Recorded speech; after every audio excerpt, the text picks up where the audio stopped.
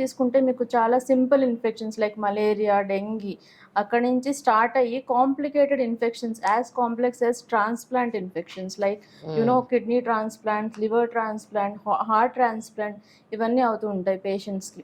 So అలా transplant అయినప్పుడు they are on lot of immunosuppression. వాళ్ళు ఎందుకంటే అది రిజెక్ట్ అవ్వకుండా ఆర్గన్ బయట నుంచి తీసుకుంటాం కదా, సో అది రిజెక్ట్ అవ్వకుండా మనం ఇమ్యూనో సప్రెషన్ ఇస్తాం, బాడీ ఇమ్యూనిటీని తగ్గిస్తాం. బాడీ ఇమ్యూనిటీని తగ్గించినప్పుడు obviously you will be at risk of having lot of infections అనమాట. అది వైరస్ కావచ్చు, బ్యాక్టీరియా కావచ్చు.